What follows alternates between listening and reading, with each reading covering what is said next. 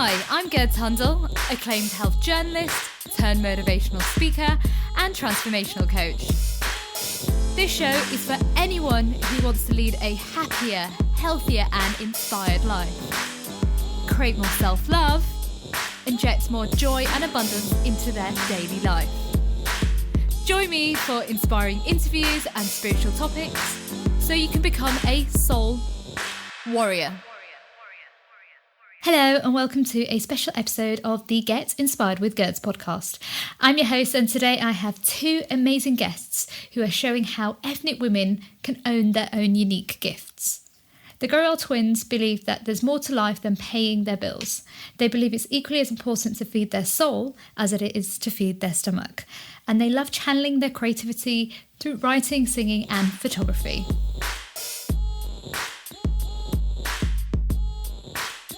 Sukhman and Haroon, it's an absolute pleasure having you on the show, and thank you for joining us.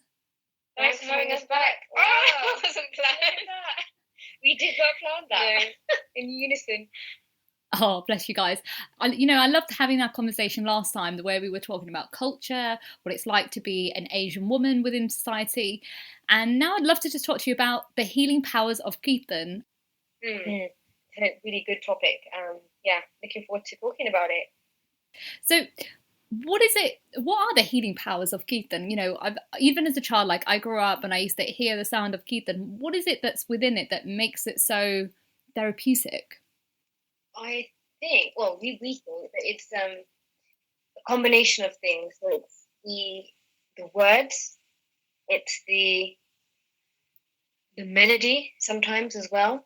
So certain shabads are sung in certain, or meant to be sung in certain rags, but not everybody sings what is called rag Kirtan. And even those that don't sing rag Kirtan, as is prescribed in the Guru Granth Sahib, there are 31 rags, and the Guru's intended that the shabads be sung in these compositions, these musical melodies, but not everybody sings according to that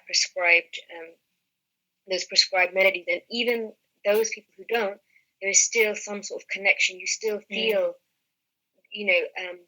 this pull. You feel this emotional, spiritual connection when you hear the words, when you hear whatever that melody is. So regardless of rag or non-rag Kirtan, what is that connection that everyone has? And I think that's what it is. It's music, and music always has an effect on people. When you're sad, you put on a sad song, and that will, enhance your feelings. When you're happy, feeling in a good mood, you consciously choose to listen to music that's going to elevate you, right? So I think the music plays a very big factor in that connection, in that healing. And a lot of the major world religions have music. They have instruments or something. And even if you go to spas, why do you feel relaxed there? Because they've got healing spa music. So I think that's what I think is one of the main reasons. That's interesting. So can you tell us what Kirtan kind of means to you both individually? That's a great question. For us, whenever we kind of, you go through phases in your life where you feel that you go through ups and downs as you do in life. And sometimes we turn to Kirtan, not fully always understanding a lot of what we're listening to, even though we come from a Kirtan background. There's still a lot of the Guru Granth Sahib in terms of the translation and things like that we're still learning.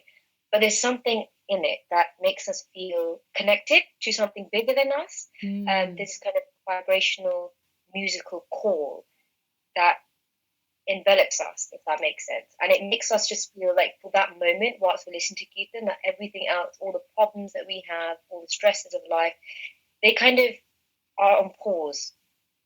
They don't necessarily disappear, they're on pause for that moment. And for me personally, Kirtan is that kind of my go-to place when I just need to get away from, the distraction and the noise in my mind, if that makes sense. Sometimes I listen to other forms of music that's not necessarily Kirtan. So as Henry mentioned earlier, when you're going out with your friends, I listen to a different type of music because it helps me elevate my mood if I listen to upbeat music. to Kirtan in the same way. I listen to a particular rag to kind of complement my mood. So that's what it means to me. It's my connection, my path to the primordial energy, the universal primordial energy. For me, I would say pretty much what Sukhman said, but to add to that, the Guru Granth Sahib itself, whether it's read or whether it's sung through Shabad, for me, they're anecdotes. And when I'm feeling, I suppose, why, I mean, this is my sort of personal understanding, why it's created, why we have the Guru Granth Sahib. It's a guide. When we're feeling, distracted or off that path that we're supposed to be on, it kind of brings me back home personally. When I listen to something, I'm reminded of my purpose here. Certain shabads make me feel a certain way. They give me the answer to certain things. If I'm feeling lost or confused, I'll read or listen to a shabad, and it will make me reevaluate that thing that I'm thinking about. So it's a guide for me. That's what it is. So I guess it's almost like... Oh, sorry, go on. That's right. In some ways, music is your guru.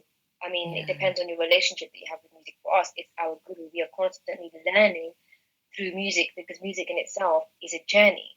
I think I want to add here, it's not an instruction. That's the reason why I use the word guide and anecdote. It's not saying do this, do that. I feel like, when you're feeling a bit lost or you need help with something, the answer to a question, you go to a friend and you say, hey, this is what I'm thinking. It's like a sound, you speak to that friend or family member as a soundboard. That is what Kirtan is for me. I already know what I'm feeling. I may already know what the answer is, but then if I go back to that, the eternal truth, which is what the words are, it just reminds me, okay, you know what, this is the actual path I need to be going on. This is the answer to that question or the way that I'm feeling. That's how I would summarize what its purpose is for me. Interesting. Yeah, kind of the way you guys are saying, it's almost like it's a vibrational energy to uplift any kind of pain or doubt, or I guess being more in the present moment. It's reminding you to be present and trust in who you are and what gifts you were given by the higher power. It's similar to when we meditate, right? Anybody that meditates, some like to meditate with music, with Kirtan, others, they like to meditate in silence, whatever works for you. For some people, I don't know if you remember when you were at school, there were some students who could only revise with music on. And I would often think, how can you do that? It's quite distracting, but it works for some people, right? Yeah. Everyone has their own way of tapping in and focusing in. It helps you tune in. Yeah. Right? Literally helps you tune in. Using hands. So yeah, I mean, Kirtan is that. We don't want to word anybody's mouths or anything like that, or say what we are. Our points of view are, black and white. Explore the grey area. That's for us. That's what we like to try to do in our own lives as well. But growing up, we learned Kirtan from a very young age. We were about 8 or 9 years old when our mum took us to learn Kirtan from Gyani. Just going to give a shout out, Gyani there from Stafford. And we were 8 or 9 years old. We had no clue what we were singing. We were just told, this is a melody, sing it on stage every Sunday, between the hours of 10 and 11. Yeah. And even at the age of 8 or 9, when we had no idea what on earth we were singing, we just knew it was a shabad, it was religious-based. It was something in melody that made us feel connected. So that says a lot. That we had no clue what we were saying, yet we understood the kind of the spirituality behind the Kirtan. We understood its magnitude because of the melody. It made us, here's the key word, feel a certain way. And I think music in any form, what's its purpose is attention is there to make you feel something, sad, happy, excited, melancholic, all sorts of things. That is essentially what Kirtan is. And especially Rag Kirtan. Rag Kirtan in itself is meant to tap into certain moods that the human being goes through. You will find certain rags which are really dark and heavy, and they're supposed to be sung at certain times of the day, in the early hours. others which are really light and playful during the kind of morning hours. It's there to reflect the time. It's there to reflect your mood. Okay. So I don't understand how it could be any other way that you can't connect to spirituality through Kirtan, and how it can't be healing as well when it's tapping into your feelings and your emotions. Absolutely. Well, I relate with you guys because growing up when I was about 8 or 9, I learned how to do Kirtan as well. And like yourself, I didn't know what I was singing. Nobody explains it. It's just like, like you said, here's a shabad, sing it on stage and be in the moment. And you're like, okay. And like, even as a child, like I remember going to the Gurdwara all the time, but not understanding what the Gyanis would be singing, and it was only when I went away for a few years and then came back and reflected and went back to the Gurdwara, I felt that stronger bond with Kirtan. And even though like when I was a kid it still did, I felt healed, like when I would go and I'd sit there for 10 minutes or 10-15 minutes and listen to Kirtan, I would feel calm, and then my whole day would feel like relaxed. I think, I didn't even know the difference, actually. There's two different Kirtans. Can you just explain it a bit more? So Rag Kirtan, can you elaborate on that a little bit? Rag Kirtan is, so like I mentioned, Guru Granth Sahib is made up, it's basically, it's written in Rag, right? Yeah, it's written in Rag, and there's 31 of them. These are melodies. So these are, if you want to call them, certain tunes. Some are really heavy and sad, some are really light and joyful. So there's 31 of those which all evoke a certain feeling and a certain mood. So that's what Rag Kirtan is. When people, so you might often see actually in a Gurdwara or another setting, musical setting, traditional instruments which are stringed instruments. Most likely those people who are playing those instruments will be playing what is called Rag Kirtan. That is the way that the Gurus intended that shabad to be heard in that particular tune or that particular melody. And those people that don't, we don't knock those either, because we started off actually not learning Rag Kirtan and we still had a connection. So you might have heard, for example, there's this famous husband and wife duo called Kirtan. She plays the guitar and her husband plays the tabla. Okay. She's not singing in Rag, but every time I listen to her, we've learnt now in the last sort of 8-9 years, we've learnt what is called Gurmat Sangeet, where you learn those rags. And we still appreciate sometimes people who don't play rag music, because music is music and it's designed to make you react in a certain way. You know, we almost had like a reality check. Well, when we were growing up, you know, we didn't know anything about Rag Kirtan. So we were just happy to be singing Kirtan in whatever format it was given to us. In our early 20s, we were introduced to Gurmat Sangeet, which is so it's Rag-based Kirtan, right? Okay. And then once we were in that environment, we kind of shut ourselves off from anything that was non-Rag based, which is not healthy, of course. And then we got to a point where we came across, for example, Kirtan, so Jagdeep Kaur and Amritpal Singh, husband and wife duo, and listening to them, we were like, hang on a minute. She's made her, the style of Kirtan she's singing, her voice, her vocals, everything. It's made us feel a certain way. We feel connected, but she's not singing in Rag. So what's going on there, right? And it made us reevaluate. It almost was like like I said, a reality check, a wake-up call. That just to pose the question out there: is it entirely necessary to listen to Rag Kirtan to feel the healing powers of Kirtan, right? Which is quite interesting. So. Yeah, I guess what they did is they helped you to create that balance that you guys needed about Kirtan. Yeah. I think also the other thing is there's a lot of people who don't understand, including us. We were like that when we were younger. They don't understand shabad. When you go to the Gurdwara, we didn't really know what the Gyanis were singing. Even when they were doing Katha, we're like, I'm not sure what you're really talking about here. The depth of the words, we had no clue. And so people like Kirtan, there are other musicians as well who play on guitar, and some who don't use instruments, and they're just singing whatever, however they feel that they want to display their affection for the creator or the universe, however they feel. And there are people here who listen to that and they're like, you know what, we understand it, it's accessible to us because you're using an instrument which we're familiar with, like a guitar, rather than a sort of ancient instrument like a dilruba or a sarangi. So there's the familiarity there. it's rag keeping can be quite classic. It's classical, and it can be quite difficult to digest on the ears. Even for us, when we first listened to it, we're like, oh, that's really intense. But when you learn it, then you understand and appreciate what's going on.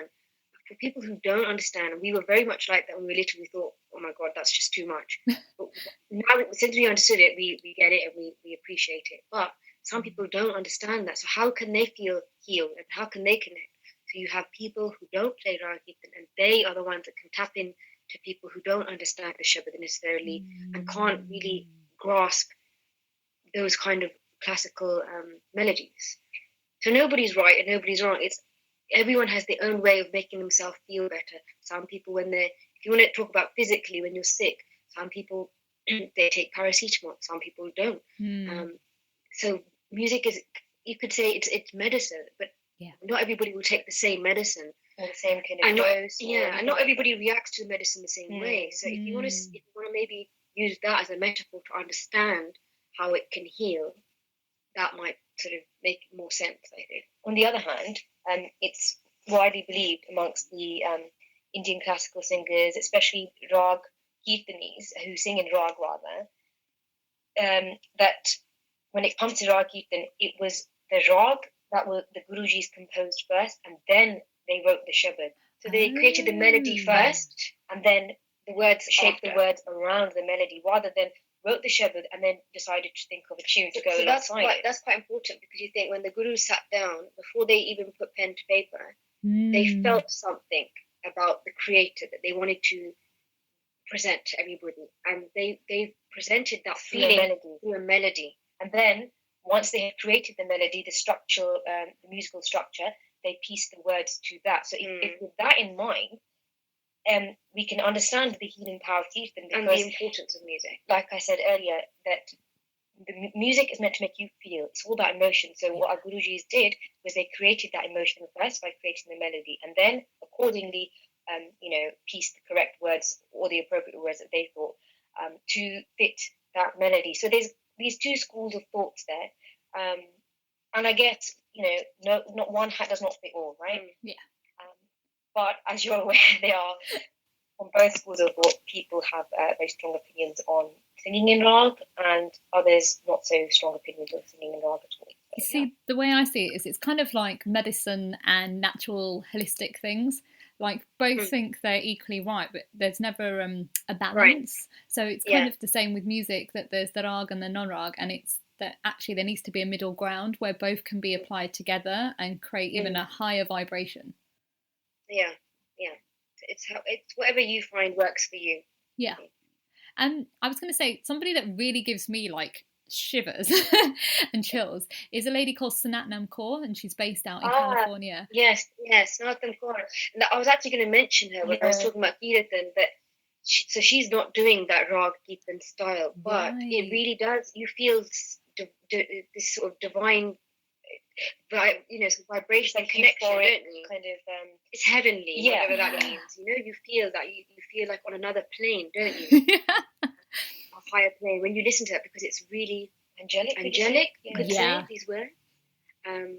So many people connect to Sanatnam Kaur's style of music, Kirtan, and we've seen it ourselves. The way that people will listen to her kind of CDs or whatever, and they really connected. Their eyes are closed and they look like they're at peace, and we've seen that ourselves. I'll give you a really good example about healing music. About 6 years ago, we were both in Rajasthan for a folk festival, and one of the last it's all music-based performances, and on the last day there was a Tibetan monk, a very famous lady who plays gong. She plays Tibetan gong. I love the gong. And, I know you've got one, haven't you? Yeah. I need to ask her. You got that one, but she was performing on the stage with the gong, and then you get healing gong music, and everybody around us, we were sitting there, and everybody around us was really. Her name's Annie Choying Drolma. I think I'm pronouncing that wrong, but Annie is ANI, and then if you just type that in Google, it'll come up with her. But she's a Buddhist nun and does Tibetan Buddhist chants with her gong, and everyone around us was really immersed and connected, Mm. except me and my sister. Oh, really? Oh, wow. we were like, what? We are not getting in the zone with this at all. It was completely the opposite of what everybody else was feeling. And everyone around us was really, we looked around, we thought, these people look like they're at peace with themselves. And we were really struggling. We were fidgeting and we were like, when is this going to stop? We were agitated. We were so agitated. We were just looking at our phones at the time thinking someone at this end. And everybody, she's quite famous and she's been on Coke Studio as well, which is a music platform in India. She's a really big deal. And for some reason, we just couldn't get it. And that's the example of how it works for some people, not for others. And that is blatantly healing music. But it was not doing anything healing us. You know, and we come from a musical background, so it is quite tragic that we weren't able to connect to that. You know, and some would argue, well, that's not real music. You know, she's playing a gong, that's not an instrument. You know, people have all kinds of skewed thoughts about such things. Yeah. But the point of the story is that we could not connect to that, and it was certainly not healing for us. Yeah. But that doesn't mean that it's not healing full stop, because there were people around us who found it incredibly enlightening and uplifting for them. Yeah, I can relate with you guys, actually. Like, years ago when I started doing meditation, I couldn't meditate properly. I used to look out the window, fidget and stuff. And I think it's when you're not used to something as well. And it's something out of your comfort zone. That's what I found. And you're right. Some healing therapies don't always work, like sounds and stuff. It's what your soul resonates with. Yeah. I think certain people respond to different frequencies as well. Yeah. So I think that has a part to play in it. And you know, when you go to a club, the DJ is going to play some banging floor anthems to get everybody going, and they have to be fast-paced, upbeat, so that everyone's in that mood. If he starts playing something which is a certain, you know, what you call it, if it's too slow paced per minute and very slow, you're not going to get up and dance. And so when you go to a wedding, they'll play the slow music, and when they want everyone to get up and dance, they know exactly what to play and what's going to get people coming on the dance floor. That's the power of music, you know. Yeah. Just for you know, to put it into perspective, I'm not how it makes you feel. Yeah. You know. That's why ain't no party like a Punjabi party. I was gonna say, I'm not gonna lie. When it comes to like rock music and like anyone who plays that stuff, my body feels so heavy. It's like my energy knows that it's not right for me, and my head will start like aching. But when Bhangra stuff or anything comes up, I'm just like, yeah. Right? Yeah, exactly. So you're right when you're using this word energy. That's exactly what it's about. It's a, you could say, like a call and response. That's what it is in some ways. And I think, you know, music, again, we keep coming back to this. Music is, you know, it taps into feelings, and feelings are a form of an energy of some kind, right? So it is all coming around full circle. Why do people feel healed when they listen to Kirtan, or it helps them in the healing process? Yeah. It all comes down to energy, spiritual energy. I guess because it was written because, you know, obviously with some music, you know, you can feel high or you can feel low depending on the words and the vibration of the music. I think with Kirtan, because it's written from a higher vibrational being, from the gurus, that it does have that calm, like, energy. And I think sometimes when we kind of feel those like dark and like heavy feelings, it's actually nothing to do with the Kirtan itself. It could be the energy of the person that's singing it. Exactly. Yeah, so you're right. It's precisely. So there's probably like all kinds of Kirtanis out there who will sing one type of shabad, but they all sing in their own way. Yeah. In a different way, and some people will then miss the meaning behind the actual shabad because they're being distracted by the energy of the music that it's being composed in by that said Kirtani, right? Yeah. I think if you understand what you're singing, you're going to connect with the audience better if you know what the words mean. Yeah. And I think that for us personally, as people who do Kirtan, when we were younger and we were just singing for the sake of routine and learning, we didn't really get it. But over the years, as we've taken time out to learn and understand what we're saying, what we're conveying to an audience, then that's when they've given us the feedback and said, you know, we really felt that. and they really felt it because we really felt it.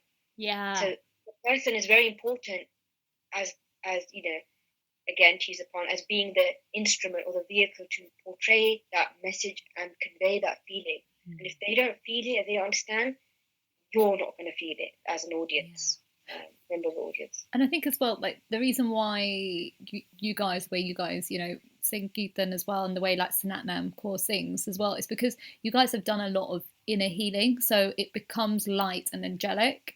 And if the healing hasn't been done on that person who's singing the Shabad, then you feel those.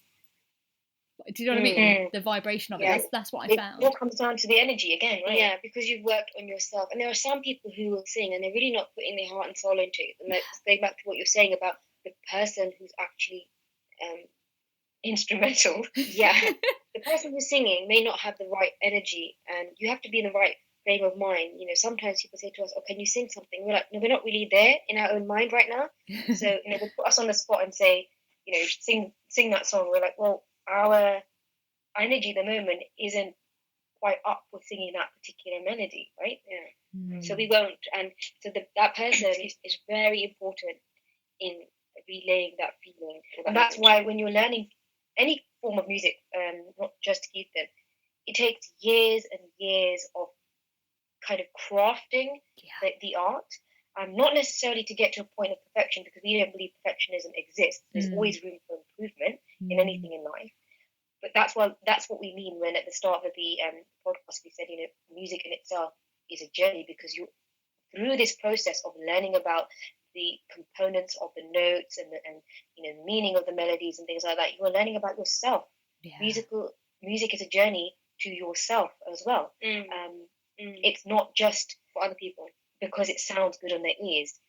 It resonates in every fiber of your being when you listen to music. It brings your cells alive. It is that deep. It is not just something, a surface level thing.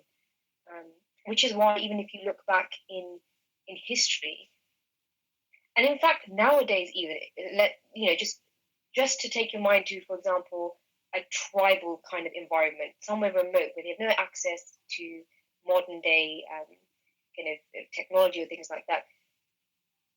They, in these tribes, their form of music was playing the drum of some kind and chanting and whistling and things like that. You can still hear that in some places of the world, in rainforests and whatnot, where they've not been exposed to like I said, modern day technology and whatnot.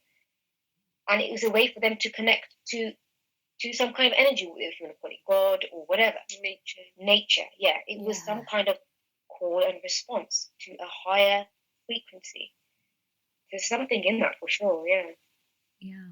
That's really interesting. And I was going to ask, you guys explain where it kind of, part of where Kirtan was started, but do we know where it initially came from? Now you're asking. Initially started. I knew we should pay attention, like Kirtan class.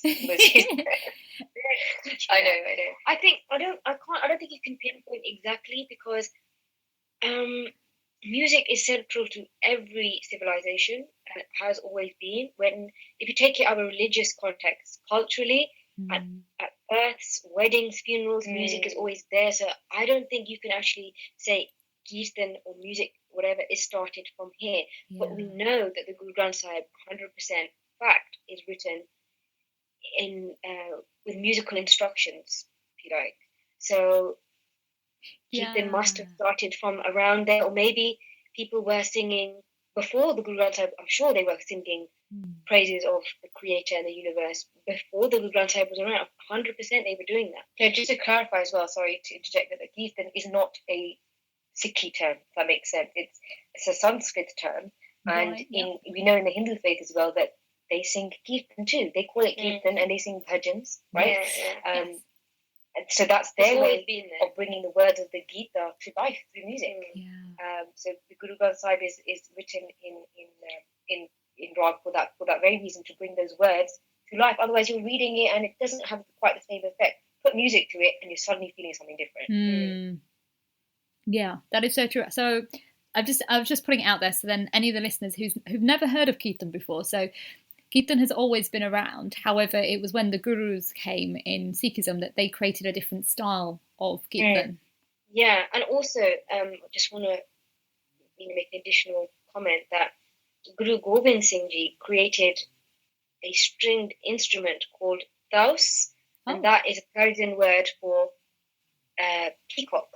Actually, it was Guru Gobind Singh Ji. And so it's a Persian word for peacock. And if you Google taus, which is Taus, you will see that it's shaped like a peacock. And at the top of the instrument, some people have peacock feathers as well. So, Guru Har Gobind Ji, I meant to say, not Guru Gobind Ji, sixth Guru, Guru Har Gobind Ji created this instrument. And Guru Arjan Dev Ji, the fifth Guru, played something called Saranda, Saranta.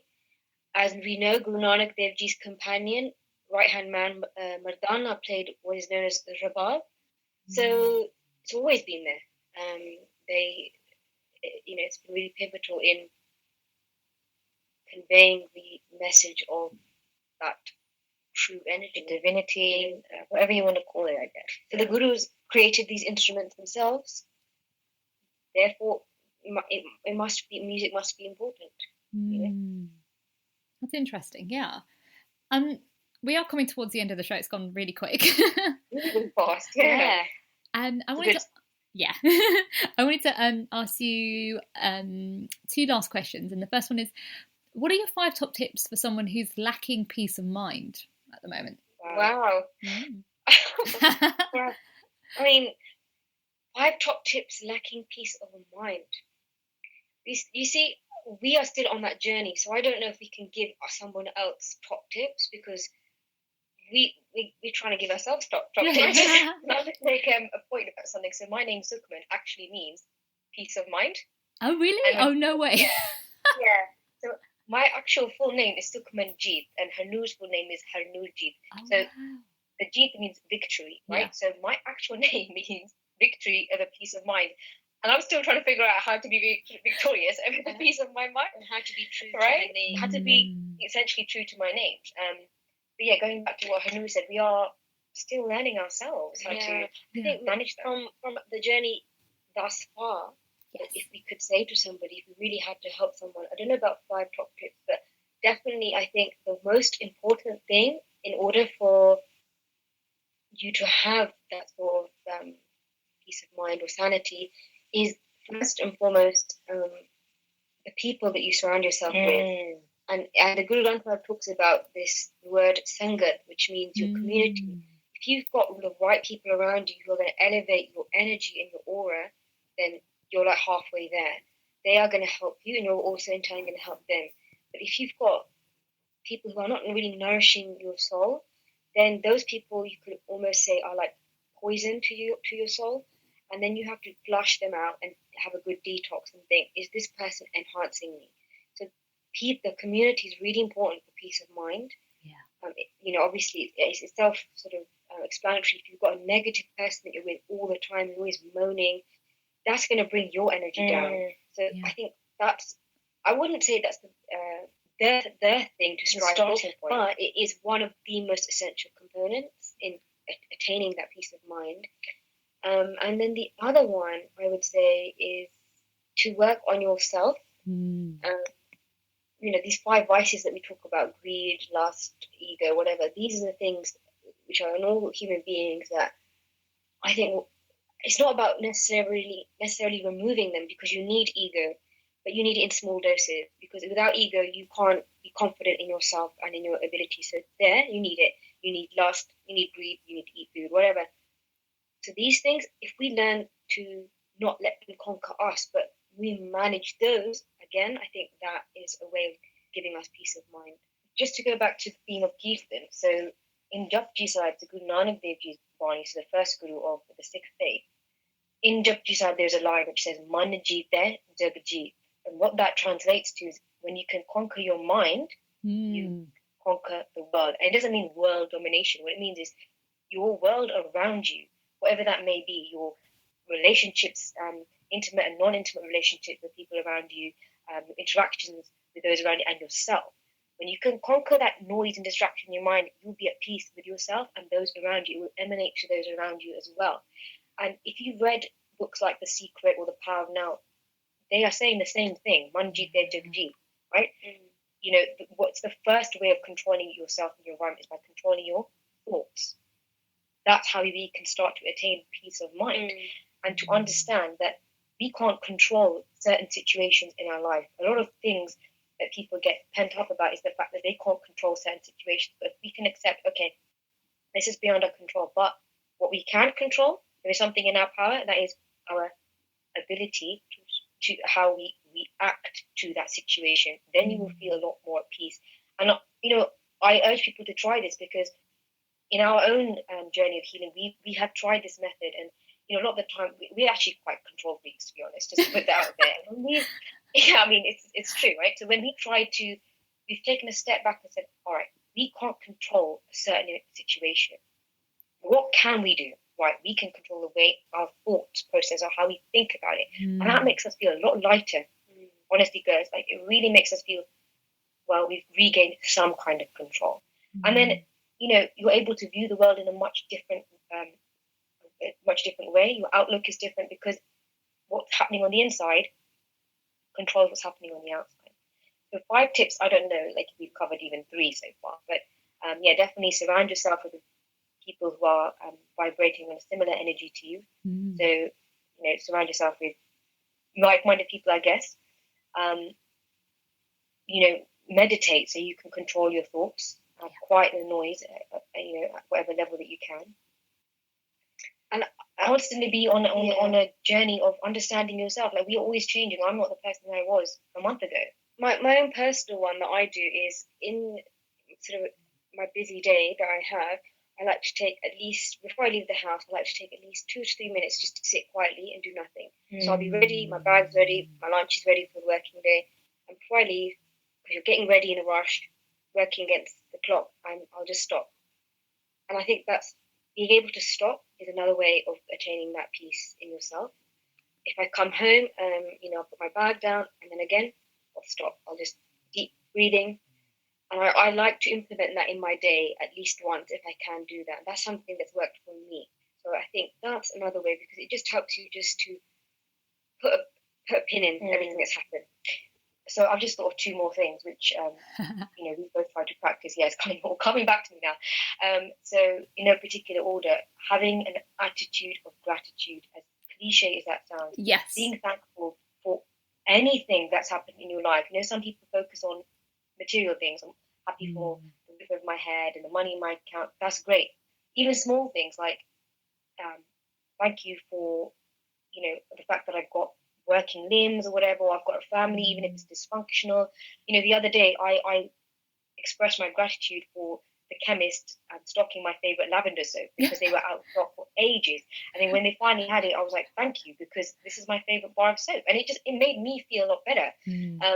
So yeah, an attitude of gratitude, if you can cultivate that at the start of your day, at the end of your day, whenever, you know, you will feel wealthier in your mind about yourself. And it doesn't give you room to complain. And the last thing I like to mention, so aside from the attitude of gratitude, is be open to learning from people around you. Everything around you is your guru. If you realize that there is a lesson to be learned in every situation, you can say, okay, you know, how can I better myself because of that situation that's happened to me? There's so many other things. I mean, we might get up to 6 or 7 points now, to be honest. Things like, you know, there's this film that I watched recently called Eat, Pray, Love. Oh, I love that film. There's this healer in there called Ketut Lier. And he says to Liz, who's the protagonist, you know, smile, even in your liver. I thought that was quite powerful. Just try and smile because you have the capacity to do so. And physical exercise is an important one as well. Get out there, get some fresh air, get some movement in your limbs, you know. Yeah, I'm sure there's more, but there you go. That's all we can. I love those. And like both of you, what are you most both grateful for at this moment in time? Wow. Oh my God. I think you asked us that last time as well. Yeah. Because we're always changing, like you said. Every day we're changing. So, well, aside from the bar of soap, the lavender soap, my favorite boss, the chemist, just another chance to live my life, another chance at another day. I've got to wake up this morning,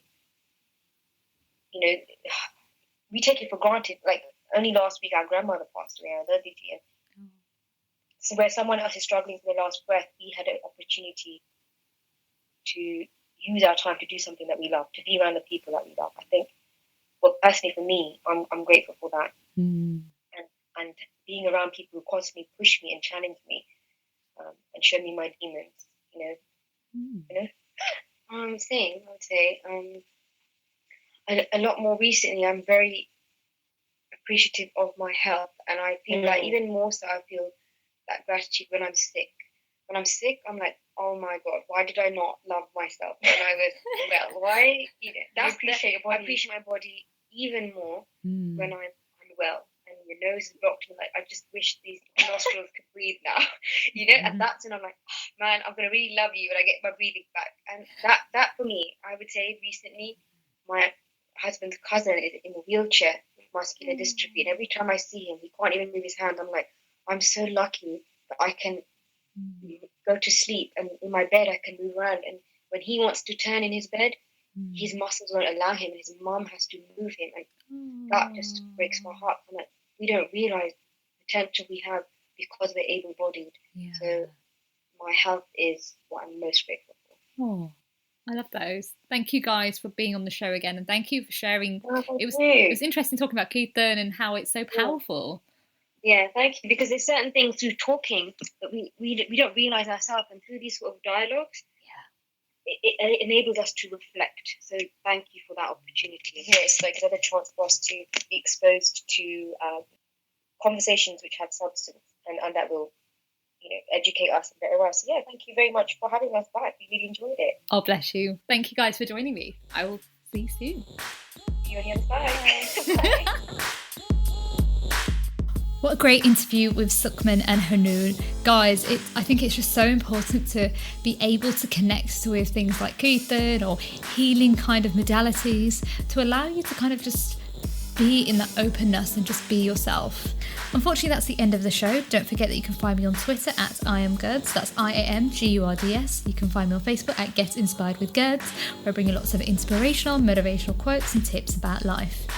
And just before I head off, I want to leave you with this quote. Singing can shape and pacify emotions, like an artist sculpts and a piece of clay. That's a quote by Sylvia Naka. Take care, and I'll see you next week. Bye.